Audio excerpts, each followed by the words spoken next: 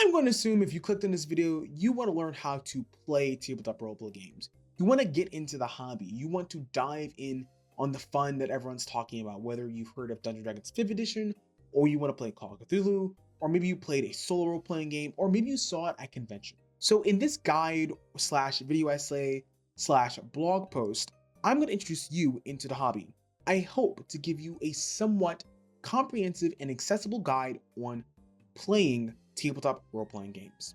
What we cover in this guide slash essay will be sectioned into 4 different parts, each with their own subsections. Part 1 goes over the foundations of tabletop role-playing game. We'll go over what is a tabletop role-playing game and what do you actually need to play a tabletop role-playing game, as well as the material and costs that come with it. Part 2 is about finding a game and what does playing a game look like. We'll talk about what games exist in tabletop role-playing games. We will talk about what are some of the common systems and styles, as well as what kind of game one can play or should play, as well as also discussing where you can find a tabletop role-playing game. Part 3 goes over into playing the game and game etiquette. We'll talk about how do you play a tabletop game. We'll talk about session zeros and safety tools, as well as how a game is structured. Part 4 is rounding out your tabletop experience. We'll be talking about all the other resources that exist out there, largely public domain or stuff that's been created that will be helpful in you and your creative journey in tabletop role-playing games. This will look like art resources, literature and news, blogs and social media, and just generally other information that'll help you interact with other people in the hobby. Before we begin, I need to also make one thing clear. This is not an explanation of any specific tabletop role-playing game. I may reference the most popular game in the mainstream market, that being Dungeons and Dragons 5th edition, or Pathfinder 2nd edition, but I'm going to keep it general. Without further ado, you can skip around this video, check what parts you want, doesn't really matter to me. What does matter is that you open up your notebooks and show up for class. Because welcome to Blurred Disposition's declassified guide to playing and getting into tabletop role-playing games. We need to establish a basic level of knowledge on what a tabletop role-playing game is. Tabletop games, or as we'll refer to them, TTRPGs, are collaborative experiences.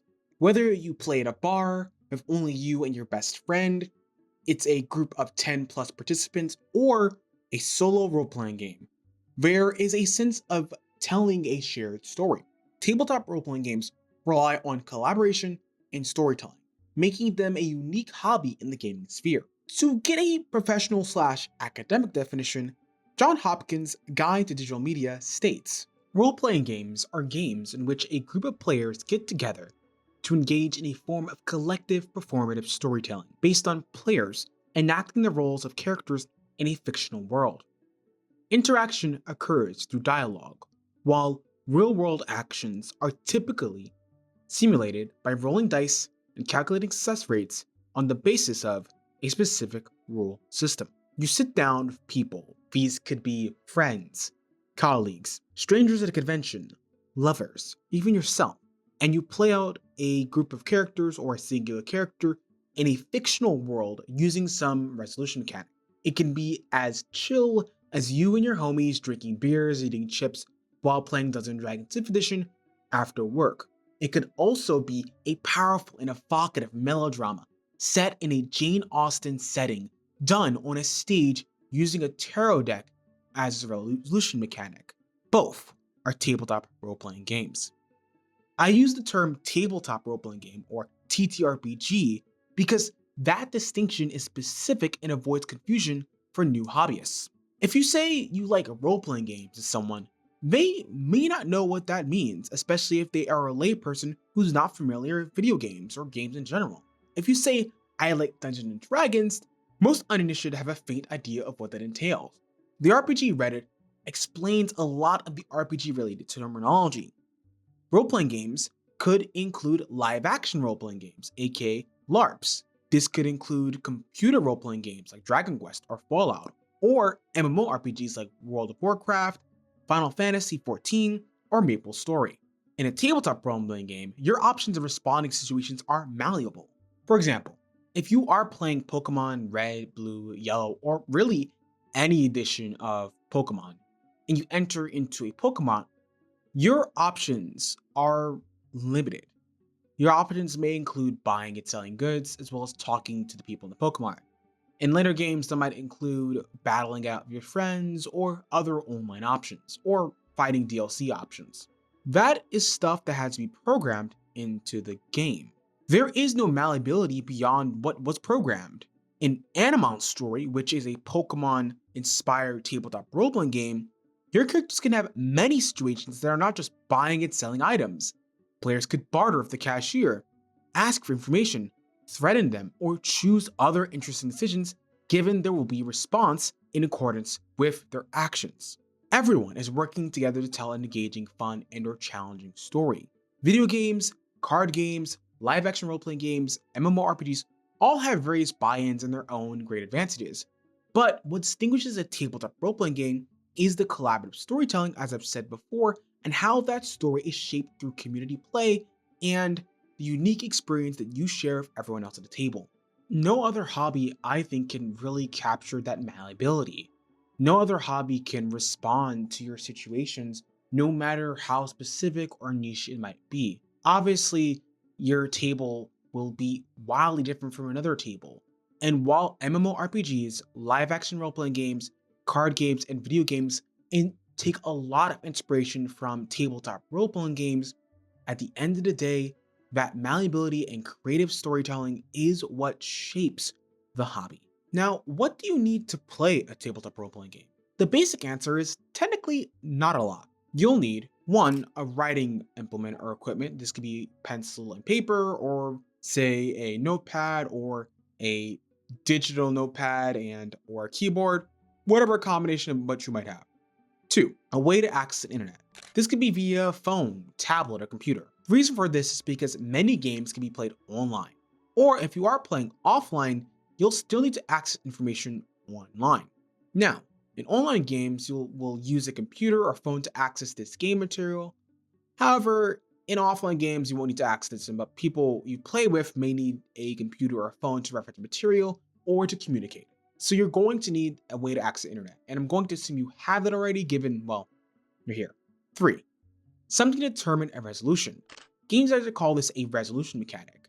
A resolution mechanic in an RPG is how an uncertain situation in a game is determined. That can look like rolling a d20 in Dungeons and Dragons 5th edition, having a 3 in 6 chance when asked to roll a 1d6 in an old school D&D game.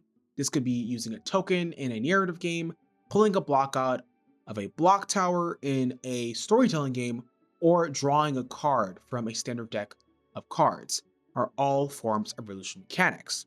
4. People to play with. This can include the game master, referee, or facilitator. And just note, some games do not have facilitator role, or some games are solo role-playing games, but we're going to get into that later. Now I'll go over some material that you can and will see through your gaming journey. Some of this will be necessary, some of it won't. What I will say is, in general, you'll know what you need when you start playing your game.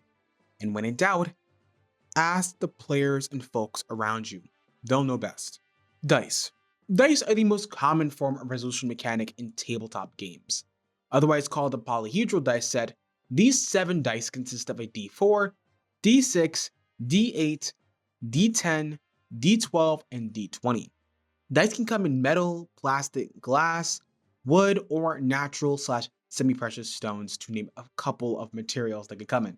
A d4 is known as a 4-sided dice. The most common form of die is a triangular pyramid with 4 equilateral triangle-shaped faces. This die has 3 numbers, formatted in a way where the uprightmost number is the same on all 3 faces. A d6 is known as a 6-sided die. It is the most common variation of die being used in a bountiful amount of games throughout human history. It's the shape of a cube or a box. You've definitely seen this one before. A d8 is known as an 8-sided die. It resembles 2 square pyramids attached to their bases. A d10 is known as a 10-sided die. It has 10 faces, which are congruent and shaped like kites. Usually, odd numbers converge at one corner and evens on the other. A d12, or a 12-sided dice, also exists. It has 12 sides, with each side shaping to be a pentagon. A d20 is known as the 20-sided die. D20s have been found originating in Rome, indicating their long, albeit unknown history. Each face is equilateral triangles with a number between 1 to 20 on the face. If you've heard of tabletop roleplay games or D&D, you've probably seen the well-known D20. Deck of cards. A deck of cards is a standard deck of cards, including the Joker, and these are used in a lot of games, especially outside of traditional games like Dungeons and Dragons 5th Edition, Pathfinder, and Call of Cthulhu. Tarot deck. A tarot deck is a set of playing cards used in tarot games that are also used in a number of tabletop RPGs as a resolution mechanic. Character sheets are paper that hold information about your character you play in a game. These sheets can come in digital format or physical. Miniatures. These are small toys that can be used to represent your character and are primarily used in in-person games. Miniatures are not required. Additionally, miniature painting is its own hobby related to tabletop role-playing games and wargaming. Tokens. These are an alternative to miniatures. Tokens are pieces, cardboard, plastic, metal, with artwork on them that depicts a specific character or idea. This could be a character, a monster, item, or whatever the game needs. Tokens can also be used to determine the results of an action in some tabletop RPGs. Costumes and prosthetics. This is what people can wear for a tabletop role-playing game. Costumes are far more common in LARPs. However, in actual plays, conventions, and some in-person games, some people do dress up to add to the mood of their session. This could look like a bowler hat for a 1920s game, a full suit and fake tattoos for a crime game, or fake elf ears for a fantasy game. Battle mats. These are used to map out dungeons and keep track of combat. And grids. Battle maps are used for in-person games and come in various arts, designs, and topography. Dice towers, dice mats, and dice bowls. These aids hold your dice and help avoid your dice rolling off your table when you're asked to roll against or for something in a game session. They're largely used for games that use dice, obviously, since it's in a name. GM screen. The GM screen is the Game Master's references tool. It's used to reference material specific to the game, and for some people, it's also used to hide roles that you as players may not want to know or need to know. Safety tools. These are tools and tips that players, game masters, and others at the table use to make everyone at the table have a fun and safe time. Safety tools help communicate boundaries, RPG etiquette, as well as rules and parameters within specific tables. These tools can help people navigate difficult conversations, especially when dealing with not safe work or heavy subject matter. Snacks and water. This is for all games. Having a snack or meal and or a non-alcoholic beverage goes a long way. Tabletop RPGs can last a long time, ranging from 3 hours to an entire day. If you're at a convention, especially like GaryCon, Gen Con, or PAX Unplugged, you could be running around a convention hall for a long time. No matter the kind of space you're in, snacks and food and water are going to be lifesavers. Seriously, you will need this tool out of all the others, including say dice or GM screen or safety tools. You're going to need that. I'm not telling you to go out of your way and buy all of this. You will know what you need based on the game, and it's entirely okay not to have everything. Furthermore, there are resources to play tabletop RPGs for free or relatively low cost. Ask what you need at your given table and bring it up immediately so that you know what you need to invest in and you're not wasting unnecessary money. Communication is key, and setting those boundaries and expectations are going to be important for any and all people interested in playing tabletop role-playing games. One of the more difficult aspects to tabletop role-playing games is getting started. Due to the social nature of the game, you are introduced through someone, or maybe you could be introduced through social media or another platform. That said, if you don't have anyone to play tabletop RPGs with, your chances of finding a game will be difficult. So to start, let's discuss what games exist so you know what to look out for. There are thousands of tabletop role-playing games, and more are being made right now as you are watching this video. The hobby was born around the 1970s from wargaming and has only expanded due to advancement in technology, social media, increased access to editing software, and increased push for various games to reflect various creatives' lives and interests. My recommendation is to choose a game that is both 1. Easiest to get into, 2. in a genre you want, and 3. where people are playing. For instance, if you are in a major city and a cafe is running an introductory game, then that works because it might work best if you're scheduled for work or school, and it might be super close to where you live. Plus, you can research about, say, Dungeons and Dragons or this specific game at your work given the fact that it's super close. Notice how it works for my schedule, it works for my life, and it's specific to my needs. Honestly, at the end of the day, you should choose a game and a table that matches your needs, whether online or offline. That said, what are the common game systems and styles? If you're shopping around and you're unsure, you're going to come across a lot of games and systems. So here are some common terms and systems that are talked about throughout the space to keep you up to date and to keep you briefed. Theater of mind. This is a style of playing in a game where people use minimal or no visuals while playing a tabletop role-playing game. People playing use descriptive language to detail the surroundings, character actions, and events within a game, but the need of grids or figures like miniatures and battle maps. Storytelling games. These games are RPGs that favor narrative. The games are often collaborative, may lack a game master or facilitator, and feature open-ended improvisational mechanics. Old school Renaissance / old school revival / OSR. This is a gaming movement and system that is rooted in returning to the early days of the tabletop role-playing game hobby. It focuses on playing games from the 70s and 80s or playing retro clones of those early tabletop role-playing games. A retro clone is a tabletop RPG, usually early D&D, that is a clone of an older RPG while being distinct from the original source material. Solo game. A solo game is a game that can be played by yourself using the given rules and mechanics. There's a specific subset of solo games that can include journaling games, where you journal your character or your experiences using the game's prompts as inspiration. Traditional game, or trad game. This would describe a set of games that are played in more mainstream / common spaces. This would include the most popular modern RPG, Dungeons and Dragons 5th edition, or games like Pathfinder and Call of Cthulhu. A traditional tabletop game is used more as a comparison, since there is no agreed upon definition of a traditional tabletop game. A key factor is that a trad game is usually released by the largest publisher, being Wizards of the Coast, or you could argue Paizo, which is the creators of Pathfinder. Indie game. These are games that are separate from any big publisher. These games can be self-published or published as a collective. Commonly, these games are found on places like itch.io or DriveThruRPG. Powered by the Apocalypse. Powered by the Apocalypse, or PBTA, is a term that originates from the game Apocalypse World by Vincent Baker and Magoo Baker. The premise of powered games is to be both simple in character creation and to emphasize shared world creation.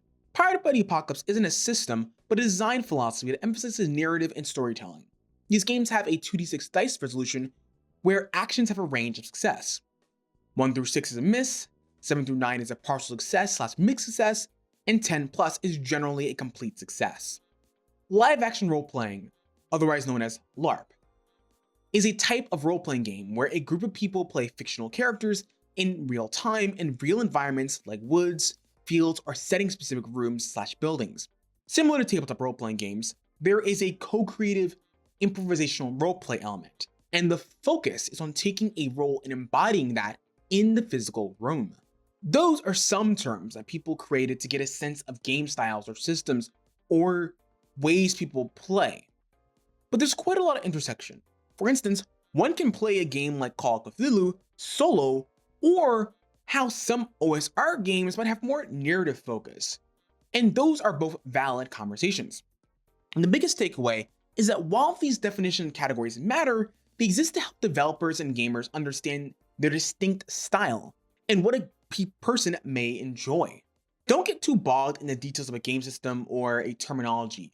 Instead, play a game that caters to your interests and accessibility needs. What kind of game should you play then? Your choice of game will depend on many factors: socioeconomics, location, who you know, your past experiences, previous gaming experience, age, and several miscellaneous factors that I can't name. So rather than trying to shoot in the dark, I would say think internally. What is your favorite genre? Is it horror? Do you enjoy comedy? Do you like thriller or action? Do you enjoy high fantasy or dark fantasy or steampunk? What do you like to do in your free time? Are you a sportsy person? Do you maybe enjoy pickleball, basketball, or golf? Do you like geocaching? Or do you like reading in your free time?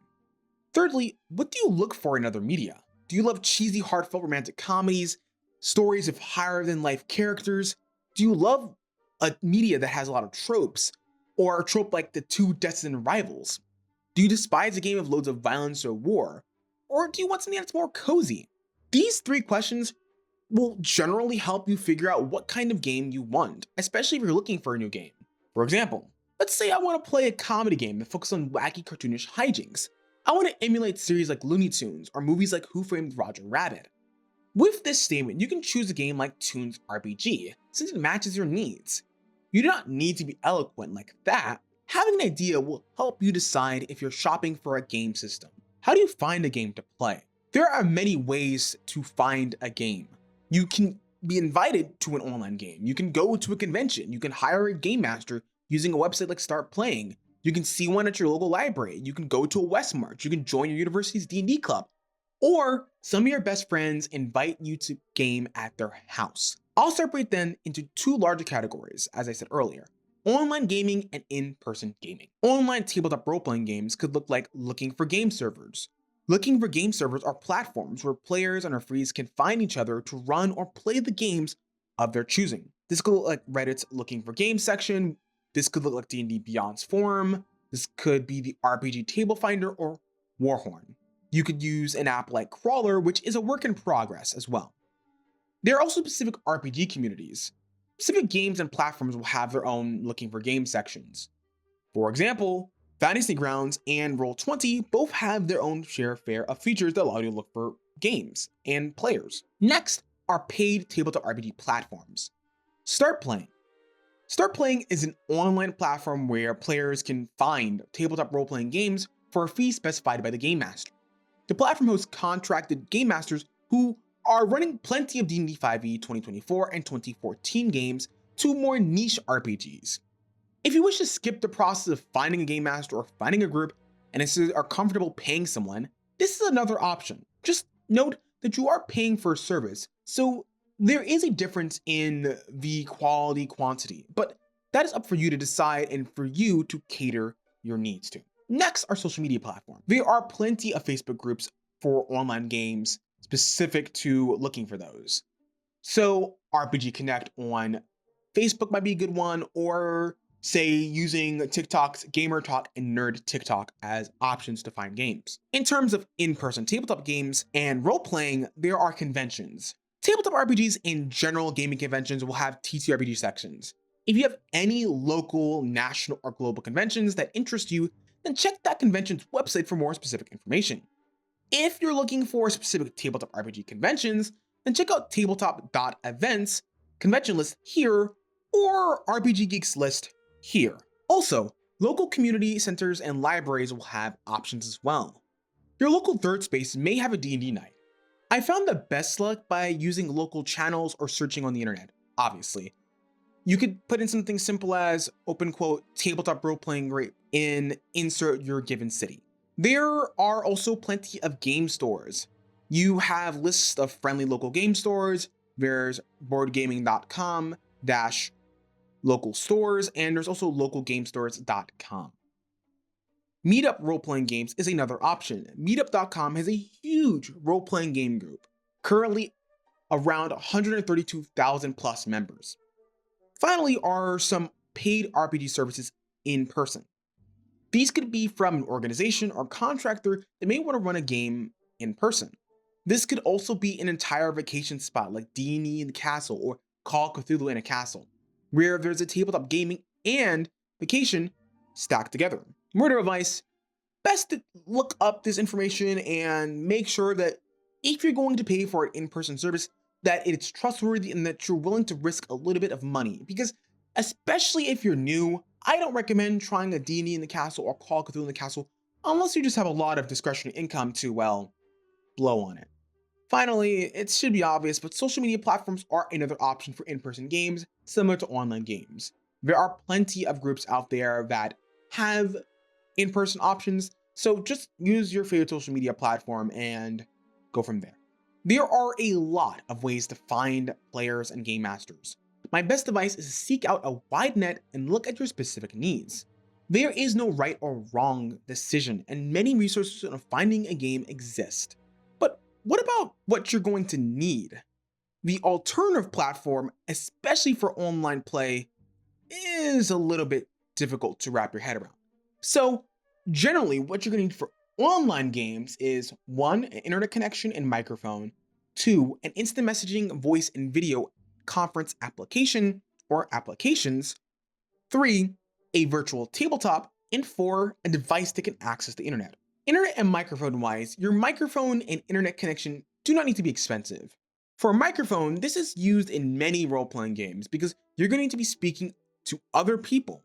Note, there are games and servers that play via text, but a microphone will be necessary for session 0 in terms of setup. In general though, make sure you find a quiet room that will not pick up a lot of background noise, especially if you're playing online. Audio is the most important part of a game. No one wants to hear noise from a cafe, construction site, or music in the background. Be sure to find a room or space where you can play comfortably and not distract other participants. If you have exhausted your options for quieting the room, then use a push-to-talk function or a mute feature on your voice/video application.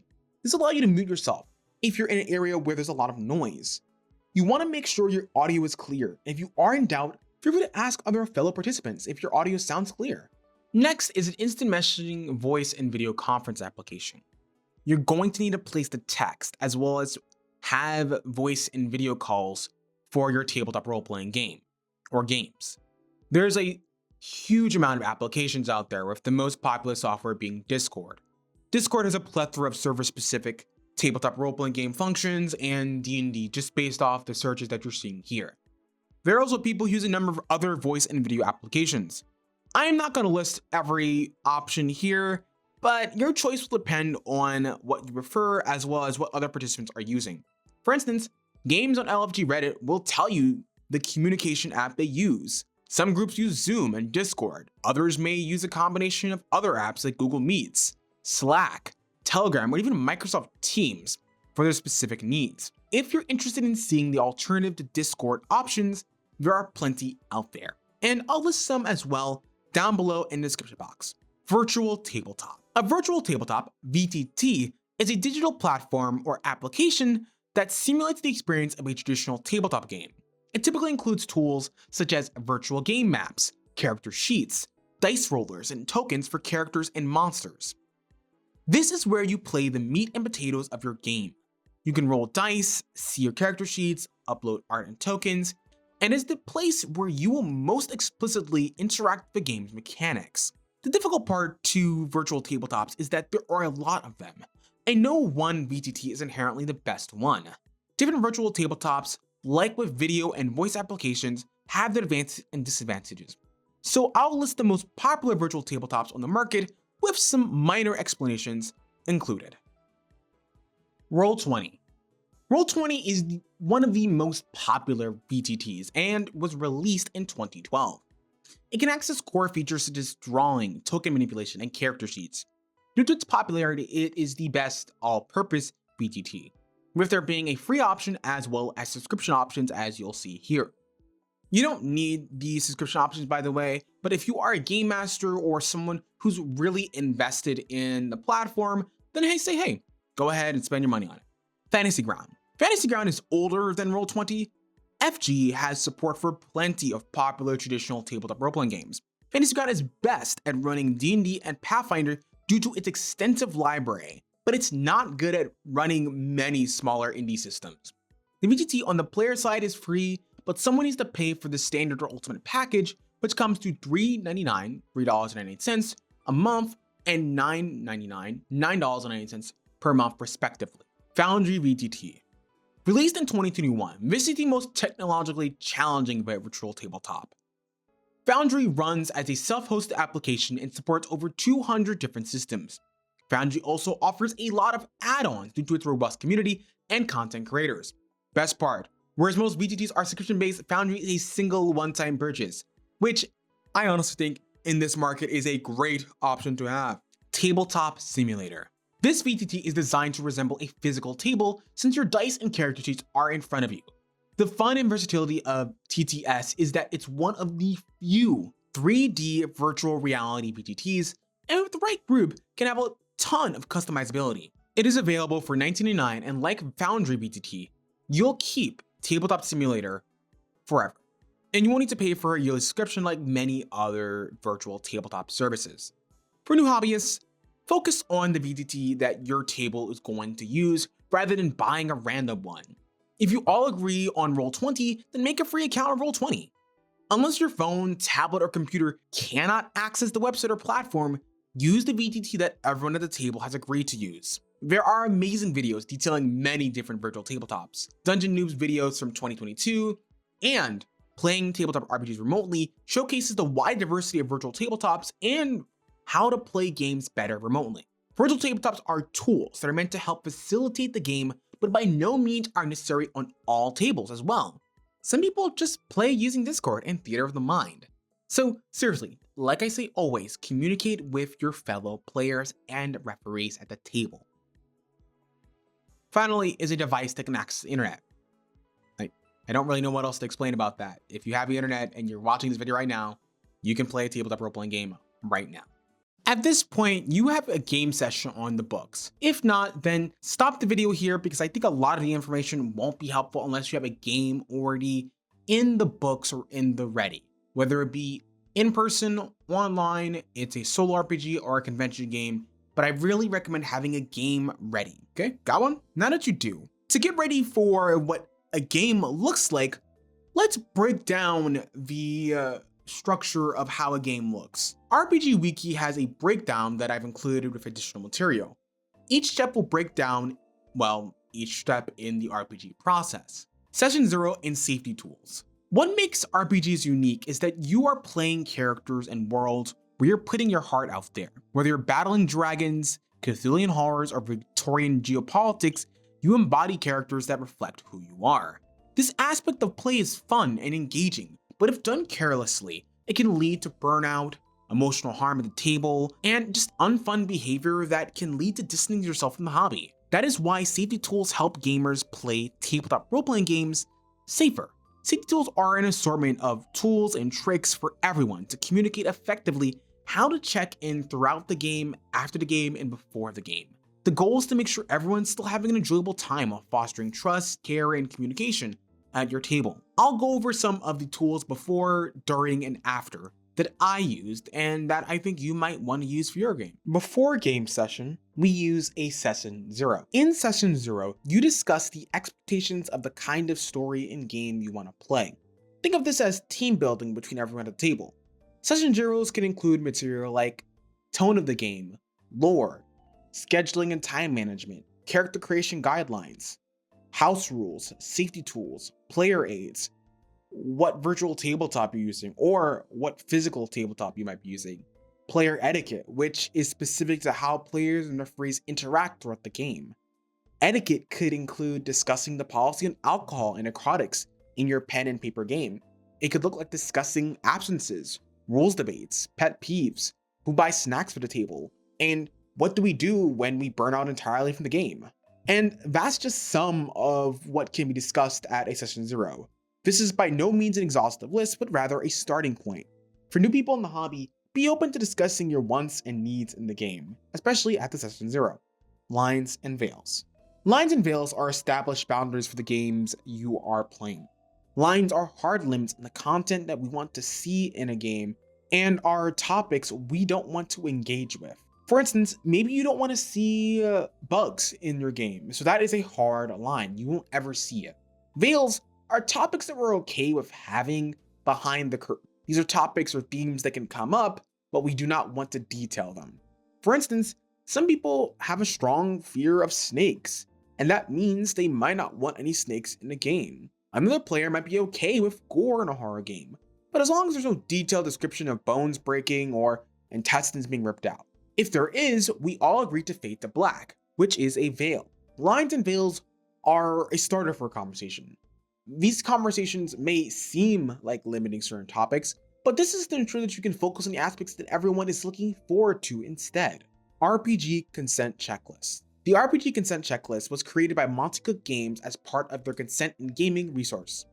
The checklist consists of a range of topics that are organized between green, yellow, and red. Green are topics that people actively want in the game.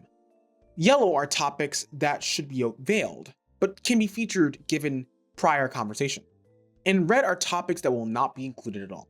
The RPG consent checklist intersects with lines and veils. Lines and veils establishes clear boundaries, whereas the consent checklist also includes topics that players and game masters want to play with, or might be excited. I have noticed that people often use the RPG consent checklist and lines and veils in similar spaces. Regardless of whatever tools that you might use, just know that you're going to see these often put together. Now, if you are looking for examples of checklists and lines and veils, some include Murphy and Jenna Figure's TTRPG safety form. I'll also have my version of the checklist / lines and veils in the description box if you'd want to reference that. During the game, we use X and an O cards. The X and an O cards are check-in tools that are used during a game when the game approaches an uncomfortable conversation. An X card is used when a participant is uncomfortable with the content happening in the game. The N card is used when we are heading into a touchy subject. This is one way to indicate to the others, whether in private or public depending on the game, that we should fade to black. O card is used when someone wants to continue with the content in a game. X and an O cards are helpful because they are easily understood and noticeable by everyone at the table. Some people may hold up a physical X card in some games or make an X with their arms. In virtual games, someone can type X and an O in chat or directly message the facilitator or other players. These are just useful tools to remind everyone to use when you realize that the content you're going into isn't something that you want to talk about, or you want to navigate away from it, or, have a conversation about it. Breaks. Breaks are used to recuperate during a long session. This is used for longer games, especially after the 2-hour mark. A break allows for people to use the bathroom, grab food and water, catch up with other players, or prepare for the remainder of the session. Seriously, breaks are super helpful, especially if you're at a convention game, or if you're having a 4 or 5 hour game, or even if you just need to use the bathroom. After game session, bleed. This is what occurs when emotions and stress from the game bleed into real life. This happens when a player or referee feels very connected emotionally to a character or event in game, and those imagined experiences bleed into your personal life. Bleed tends to happen when the participant is frustrated, anxious, has an illness, is dealing with burnout, or a combination of personal and professional activities and statuses that carry over to the game that they're playing. This can occur especially amongst new players or new referees who may use self-insert characters or do not know how to separate their character from their own personhood. To deal with bleed, you need to communicate those feelings. Do not bottle them up. You can approach the topic by asking others, hey, how are they feeling after the game? This could be specifying specific moments that were super intense for you. This conversation also doesn't need to be with your entire table. It could be with someone you're close to who isn't at the game. This could be a therapist, a family member, a friend, or a group who you are close to. You do not need to share every detail, but actively discussing what you felt will help you process and let those feelings out. You also need to recognize that your character isn't you. Your character may and is pulled from your core aspects of who you are, but they aren't you. You should make a clear separation between the character and you, because without that separation, you may put on emotions and feelings that are not based in your actions, but rather fiction. Finally, on the topic of bleed, decompressing from the game using other hobbies or other tasks can help a lot. RPGs can be emotionally intensive. Sometimes it's okay to take away from the game to recover yourself. Other hobbies, especially ones that are not as emotionally intensive, can help you reflect why this game makes you feel the way you do versus your other interests. Regardless of the options you choose, bleed is something that affects all sorts of people. It even affects me.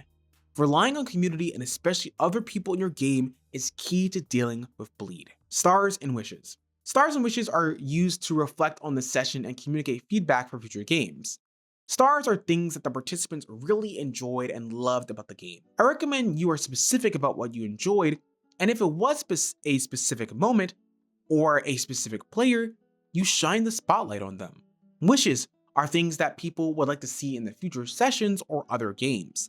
This could be a range of things from out-of-game material, character-specific interactions, or a different tone for the game. As a new player or game master, be open to learning and being open to these conversations that might be difficult. When everyone at the table is at the same pace, it gives you reassurance that others will respect you. Furthermore, when mistakes inevitably happen, because they will, there are tools and precautions in place that allow you to talk it out with each other. Same tools give us reins over those difficult topics when we're dealing with matters of the heart. After session 0, the game will officially begin. The referee and/or players will set the scene. The participant facilitating will describe where your characters are, what they can see and/or hear, and what other non-playable characters, NPCs, may be doing around them. Some games may include players describing what they are feeling or adding into the scene itself. Regardless of the game, this is where the scene is established to help incentivize the players into action. For instance, you awake in a dark, cold room, tied to metal chairs. There's a dingy LED light that can be heard ringing above you. Your head aches, a pounding migraine, and the smell of iron in your nose. What do you do? Next, players ask questions. After the scene is set, players will ask questions about the setting and scene. Players will, using their characters, ask questions about the scene to gather information. Are there any visible doors in the room? What is the chair made out of? What is tying us to these metal chairs? Does my character recall what they were doing before they got here? Players declare actions. This is where this information before informs player decisions. The players will act in accordance with fiction before them. These actions, if risky, will result in players being required or maybe asked to roll a die, use a card, or whatever resolution mechanic is for that game. For instance, one character decides to break the bind around their hands and legs. The more brutish character believes that they can brute force their way out of the bindings. Thus, the character starts to pull with all of their might. This guides a narrative, and the narrative likely reacts from this. This is where the facilitator or another player will react to decisions made. Does the player get out of the binds? Do they find something while they struggle? Does someone come into their room due to the ruckus? The decision is dependent on the game and situation as well as player input. Whatever happens, the action should move the narrative forward / complicate the situation. In this final example, as you struggle, you realize the bindings are too strong for your given character. You make noise, you struggle, and you think all hope is lost as 10-20 minutes pass. And then you see a small camera in the corner of the room move at your motion. A voice appears around the room. Welcome to my game, players. Repeat until the end of the game. Players and our facilitators will repeat all of these until the game ends. The back and forth is the core of most tabletop role-playing games. Some games vary with their structure. For instance, there are a lot of GM-less games, so the setting of the scene might be a more collaborative experience of yourself. Another aspect is that a reaction to a player's interactions is not going to always be black or white. Some games have a range of success, such as Powered by the Apocalypse games. While the mechanics and rulebooks will inform the game, the same back and forth interaction will apply whether it's a traditional game, solo RPG, lyric game, or a GM-less game. Finally, there is the post-game discussion. This is where stars and wishes and discussions on the game would occur. Post-game discussions depend on what needs are, needed at a table. Some people discuss when the next session is, while others discuss who's bringing snacks. The post-game discussion is a time to decompress after the game and resolve a lot of administrative tasks that may be delegated to others at the table. Part 4. Rounding out your tabletop RPG experience. As our story closes, I want to leave you with other resources that aren't necessary, but will prove extremely helpful while you are playing and running D&D and other tabletop role-playing games. This will be bracketed into art resources, literature and news, blogs, and social media. Art is a core part to all tabletop role-playing games. Art is a visual medium. It can be the typography or layout. All of these can help explain rules clearly and give you an idea of what a game is trying to say. You can immediately tell games based upon just the art that's used in the cover, which makes complete sense, but it's worth acknowledging that. And that is why featuring art and crediting is so important. Many artists are needed in the creation of games, tools, and resources. This is made complicated and frustrating given generative AI's usage in the past years since 2022 and 2023. Generally speaking, generative AI is frowned upon in video game artists and developer spaces already. The increased negative backlash came full ahead in 2025. This is also seen in tabletop RPG spaces with developers like WotC and White Wolf making clear statements about not using generative AI after getting called in or suspected of usage. In fact, many creatives do not want generative AI in tabletop RPGs due to its exploitative nature. This looks like gig workers and low-wage workers being exploited. It's growing environmental damage and concerns about that, and how generative AI scrapes work despite the security and essential risks it creates in other industries. It hurts more people in the community despite what some hardy headlines 2022 to 2024 might say. We don't want swiped/stolen material from videos, books, or art. We want art and works from artists and creatives that care about the things that they're making. So generally speaking, generative AI usage in tabletop RPG spaces is frowned upon. I preface all of that because there is a bountiful amount of human-created art and publicly available art to use for your games. Here's a list of some creatives who I've used in the past for my thumbnails, for my games, and for my general creative usage. The New School Revolution's public domain art, Skeleton Code Machine's public domain art resources, and Starshine Scribble's TTRPG creator master posts are some of the most comprehensive master posts of art, resources, and anything like it. Furthermore, there are other art and image repositories such as Unsplash, which is the largest open access and free use photography archive on the internet, Pixabay, which houses a lot of fantasy art and photography. Pexels has an easy to use interface, and I believe it also has videography footage, so if you are a video essayist or a video editor, then that might be super useful. And there's Wikimedia Commons, which has lots of Creative Commons work from Wikimedia Foundation. In terms of literature and news, and research articles as well, there is a plethora of places to read about and learn about tabletop role-playing games. Some places I recommend are Rascal.news. This is an independent, crowdsourced online news page focused on TTRPGs, news, culture, and announcements. Tabletop RPG Insider is a weekly newsletter offering interviews and resources. It is similar to Rascal, but is ran by one person, Christopher Houghton, whereas Rascal News is ran by currently 6 writers, not including community writers and announcement articles. nworld.org is a British-owned tabletop RPG news website and one of the longest existing on the internet. It's owned and ran by Russ Morrison. It started back on January 1st, 2001, and thus is a huge community, especially amongst the Dungeons and Dragons 5th edition community.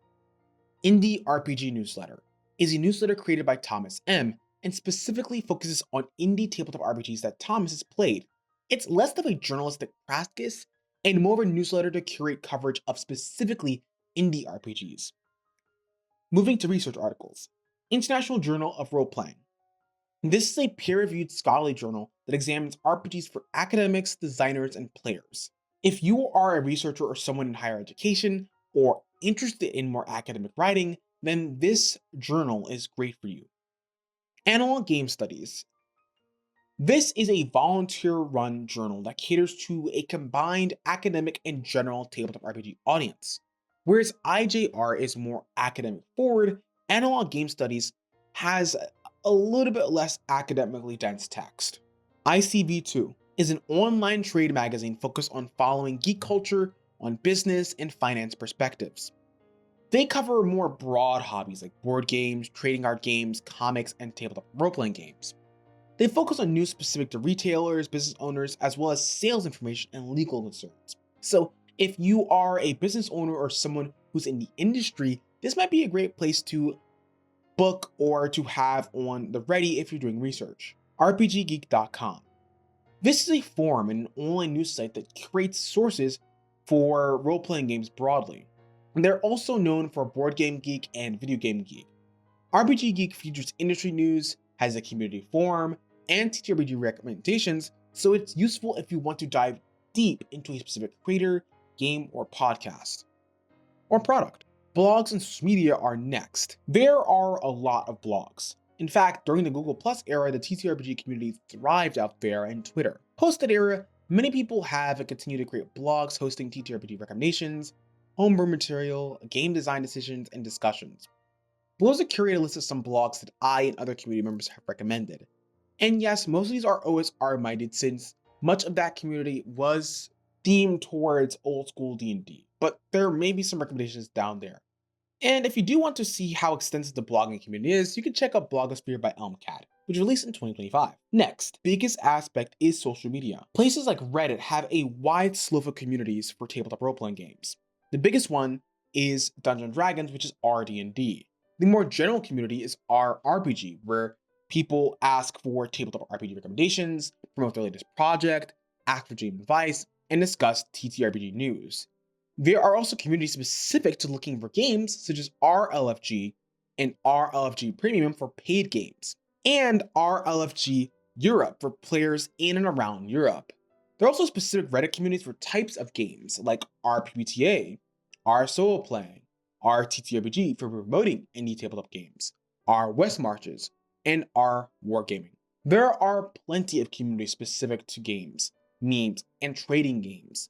The RRPG Reddit has a page that is updated so you can easily find the community for you on Reddit. Bluesky. Originally, Twitter was a hub for tabletop RPG recommendations and community, but that's changed in the wake of the US election and Twitter's acquisition in 2022. Significant changes such as, open quote, laying off 80% of its employees, turning verification badge into a paid system, inverting, dismantling moderation protections, made it a strenuous environment in 2024. This is exacerbated because in 2025, Grok, Twitter's and xAI's LLM chatbot is actively used for misinformation, producing AI-generated deepfakes, spewing bigotry, and Grok can now modify authors and writers and specifically artists' work without their consent, even removing watermarks. Thus, many people are moving to Bluesky as an alternative. Bluesky has a large amount of existing tabletop RPG communities.